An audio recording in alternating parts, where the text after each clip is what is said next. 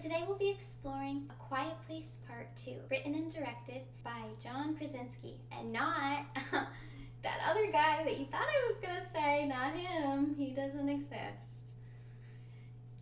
Jim I'll be the first to admit it, I'm a little protective over the reputation of the horror genre because I love it so much. Whatever, I'm garbage. But I don't mean this as an attempt at gatekeeping the genre by any means. As a brat on the internet, I just have problems giving anyone too much credit for anything. The film has 92% on Rotten Tomatoes, which is it just baffled me. After I watched it, I was like, what?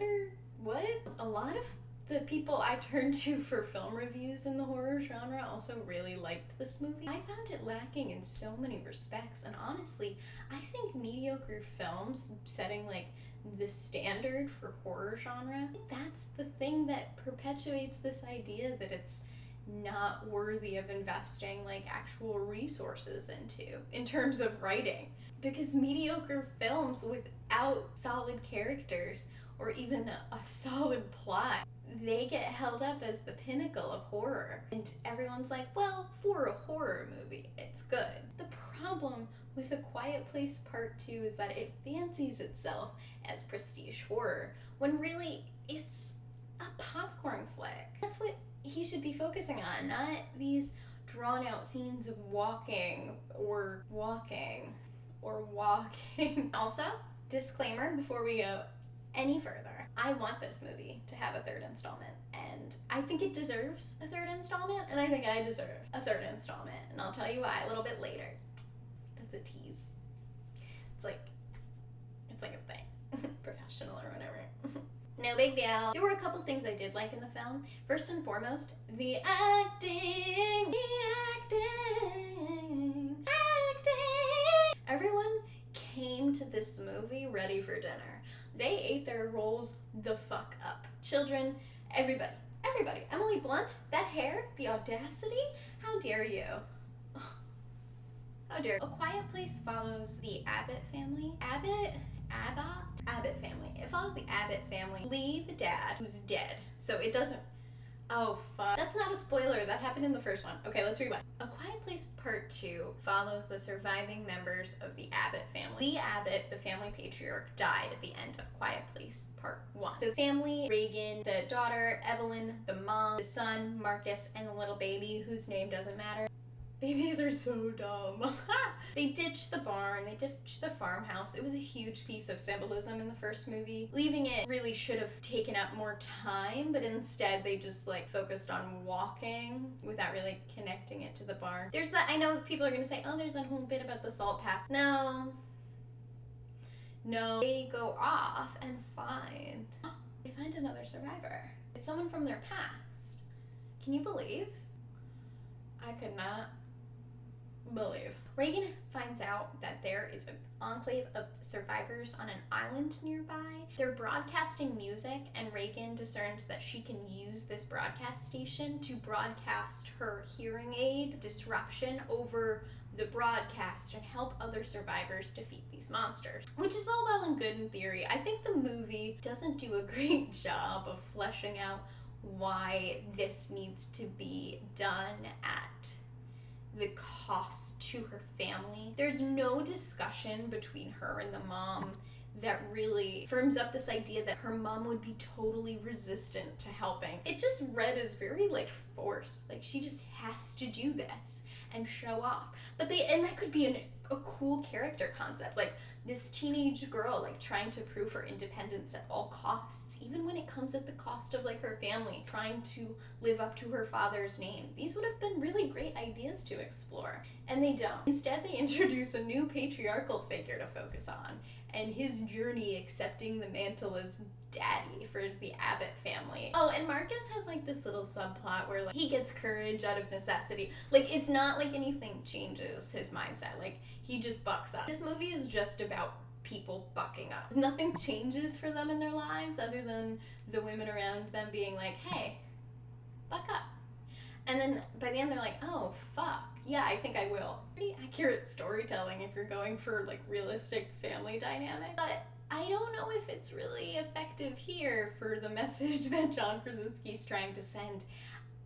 I don't know what message John Krasinski is trying to send, because he doesn't focus on any one character long enough to plumb the depths of their psyche about what this traumatic world has done to them and to their family and to their relationships. I thought they would do that with Emmett, because he's the first real person that has like challenged them in the series with like, oh, not all people are good. Emmett's character was so flat in one note, it was so obvious they just needed someone to step into the papa role.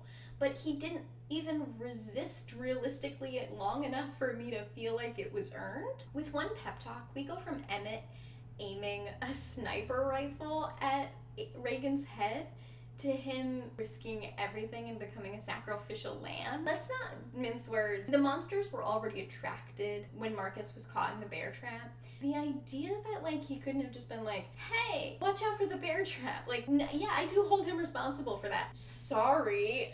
Is that unreasonable? I don't think that's that unreasonable. Like, he watches them for so long. He obviously recognizes them from the get-go. Like, he's like, no, I can't do anything for you. You guys gotta go. Basically a death sentence. My problems with The Good Place Part 2 stem from like this weird narrative dissonance that you get from switching between 4 to 5 different character perspectives, and they're all flat characters' perspectives. So in lieu of furthering the characterization of any one or two characters, or even just digging deep into some of these narratives, every tense sequence was undercut by the fact that there was nothing at stake. I knew they weren't gonna die, so you have to put something else at risk. It's either like all-encompassing death or like nothing.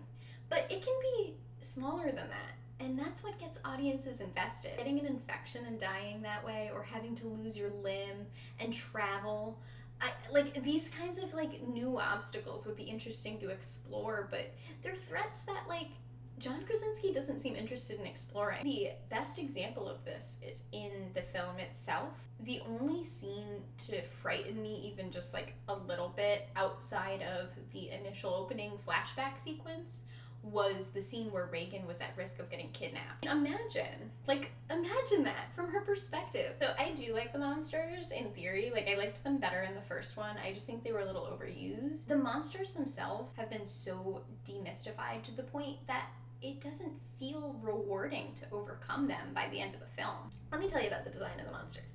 They don't have like rhyme or reason as to like what they really want to accomplish. These monsters are just in the business of spanking humans. They just spank, spank, spank, spank, spank. Hello? Take my number, please, you know? It's very like ruthlessly effective, their spindly spider legs. I will tell you though, I think one solid pinch on one of those thin little joints, I think I could get them. Like, maybe that's just because I'm a super good fighter. You know, it's not like we shouldn't see the monsters at all because they were revealed to us in the first film, so it would be weird if they tried to go back and like remystify them. However, a good pivot would have been turning to humans as the new antagonistic force in the movie.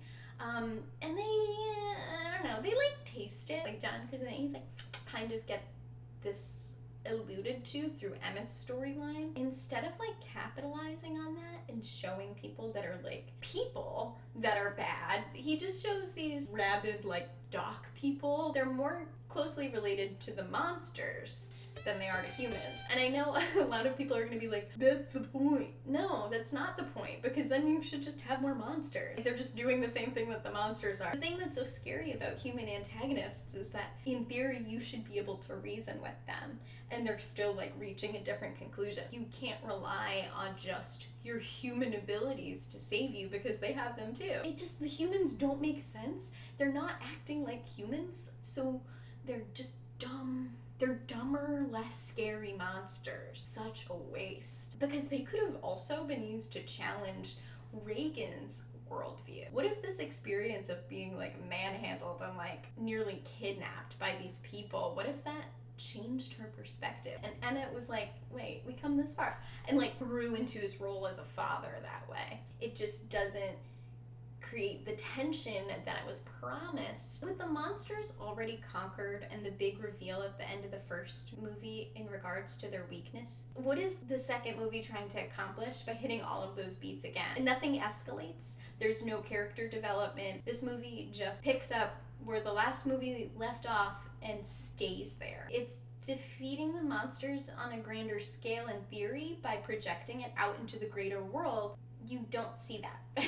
So you're seeing them just conquering monsters in a tiny room again. Something I touched on briefly was the fact that the world at large may have changed because of Reagan's heroic actions, but we don't see any of those changes. The film ends right there. And again, if we had anything else to chew on, anything, this wouldn't be that big of a deal. What we've been waiting for this whole time, the journey, at the very least, we could see the payoff of that. But no, at the very least, like, I thought John Krasinski would let us nibble on some, like, ooh, heartwarming, like, nature is healing vibes. You know what? I don't know. I love horror of all stripes, so I know how to handle rough waters when it comes to suspension of disbelief, my guy. I truly do. Could not get out of my head because what the characters were doing was so out of line with the characters we had been introduced to in the first installment. Evelyn is this simpering woman that like needs to turn to the first paternal figure that shows up. I just don't believe that. I don't believe that she would just be chill with joining forces with this guy and begging him for like life-altering assistance.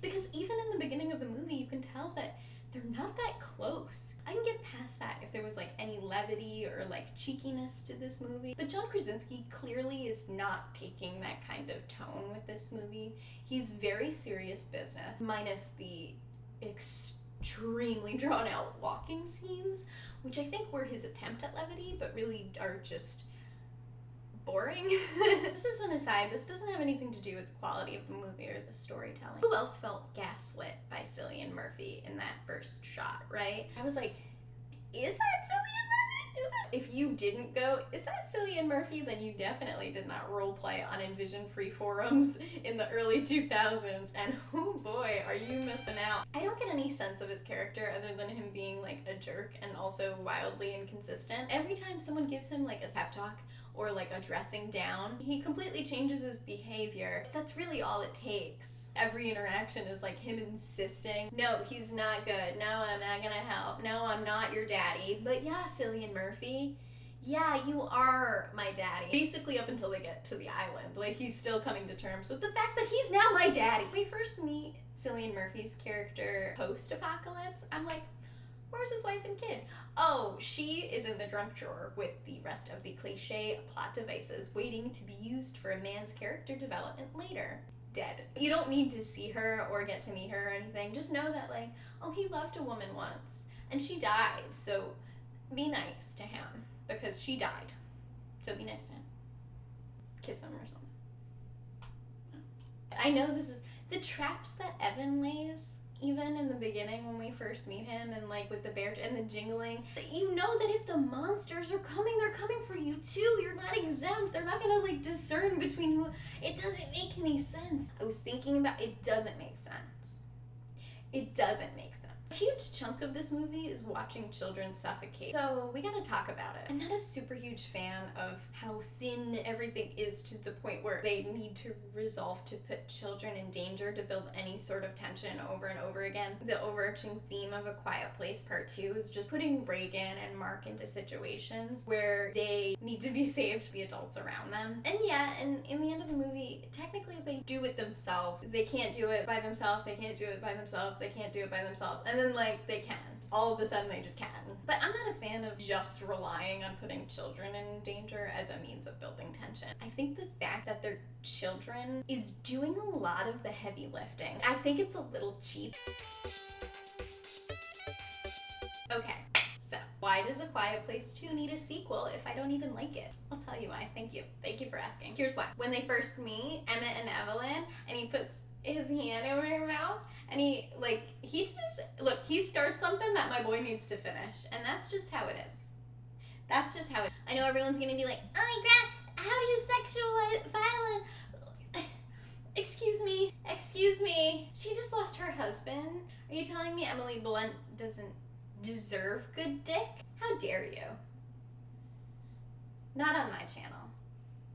That was tension. That was like years of like family barbecues, and like nothing's gonna happen, but like you've had a couple of White Claws, maybe a couple of Mike's Hard, did some shots at the boys, like, you know what I mean? I felt it. That's what happens when you have two titans of industry acting the fuck out of these roles. She put her wedding ring on that little thingy. That is a bat signal that they are going to fuck. We have to move on. We have to move on. Even if you're aiming your horror story at like the trials and tribulations involved in being a young parent, which I actually do think Krasinski is trying to do, I think even if you're writing for that audience, you still have to put a little more effort into the horror itself than just continuously putting kids in danger. There's nothing coming of them being put in danger, it's just more of the same. That's when it kind of feels a little exploitative and less novel. The story, the actors, and even John Krasinski, like I think all of these people are better than that, and I am hopeful that the next film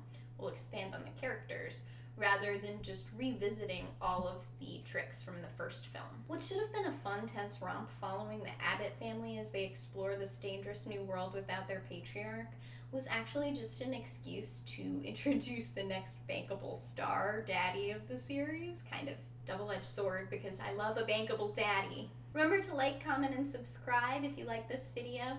Tell me what you thought about A Quiet Place 2. I would love to hear your thoughts. And find me at Emmy Speens everywhere on TikTok, Twitter, Instagram, and OnlyFans. Alright, I look forward to hearing from you guys, and until next time, bye.